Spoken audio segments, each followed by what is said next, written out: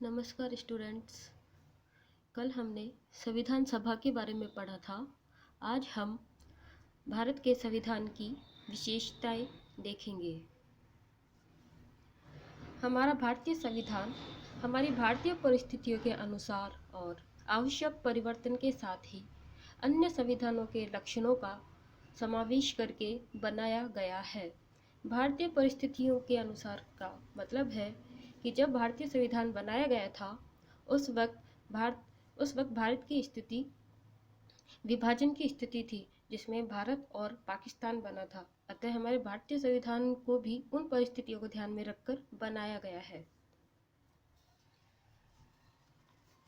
भारतीय संविधान की विशेषताओं में सबसे पहली विशेषता जो आती है वह है भारतीय संविधान लिखित, नवनिर्मित तथा विश्व का सर्वाधिक व्यापक संविधान है। जिस समय हमारा संविधान लागू हुआ उस समय इसमें 395 अनुच्छेद थे तथा 8 अनुसूचियां थी। विश्व के अन्य भी संविधान कुछ बड़े हैं, लेकिन वो भारतीय संविधान से ही छोटे ही हैं। जैसे कनाडा का जो संविधान है उसमें 147 अनुच्छेद हैं। अमेरिका का संविधान सबसे छोटा है जिसमें 7 अनुच्छेद हैं। ऑस्ट्रेलिया के संविधान में 128 अनुच्छेद हैं। दक्षिणी अफ्रीका में 153 और स्विट्जरलैंड के संविधान में 195 अनुच्छेद हैं। अतः भारत का संविधान ही विश्व का सर्वाधिक व्यापक संविधान है।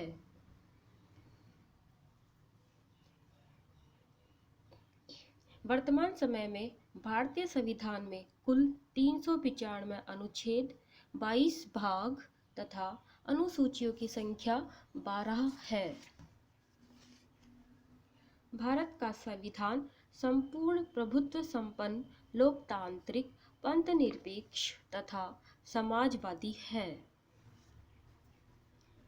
42वें संविधान संशोधन 1976 द्वारा संविधान के उद्देशिका में संशोधन करके पंथ निरपेक्ष शब्द शामिल करके धर्मनिरपेक्षता को और संबल प्रदान किया गया है। पंथ निरपेक्षता का यहाँ अर्थ है कि हमारा भारतीय संविधान किसी भी धार्मिक समुदाय या धार्मिक धर्म को नहीं मानता है।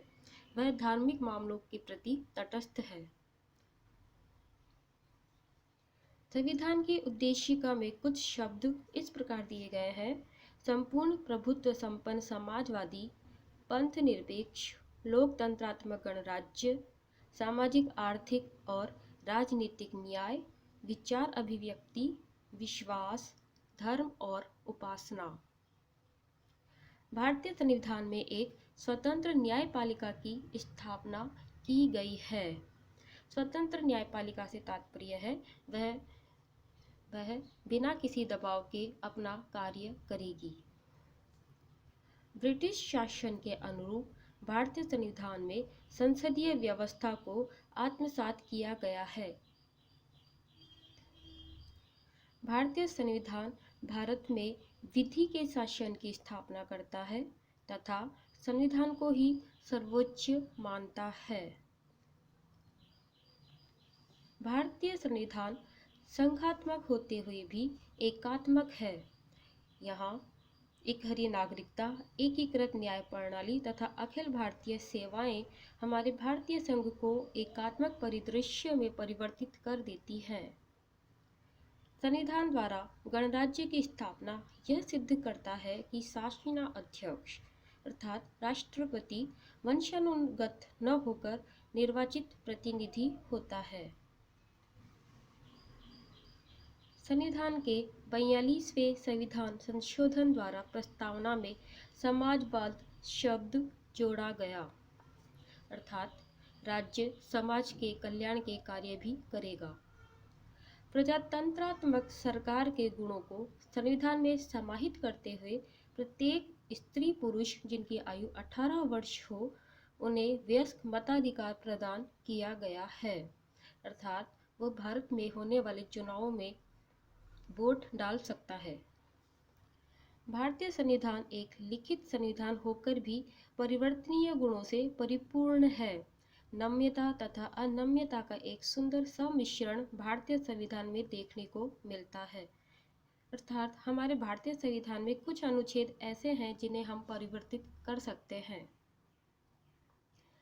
भारतीय संविधान में मूल अधिकारों को शामिल करके नागरिकों को पूर्ण सुरक्षा प्रदान की गई है। आयरलैंड के संविधान के प्रतिमान के आधार पर नीति निर्देशक सिद्धांतों को सम्मिलित करके प्रशासन को कल्याणकारी बनाने का प्रयास भी किया गया है। भारतीय संविधान में अनुसूचित जातियों तथा जनजातियों को कुछ विशेष अधिकार संविधान द्वारा सौंपकर सामाजिक असमानता को दूर करने का प्रयास किया गया है। विघटनकारी प्रवृत्तियों से निपटने के लिए हमारे संविधान में राष्ट्रपति को आपातकालीन शक्तियां प्रदान की गई हैं। 42वें संविधान संशोधन द्वारा भारतीय संविधान में मूल कर्तव्यों को सम्मिलित करके एक सराहनीय प्रयास किया गया है। धन्यवाद।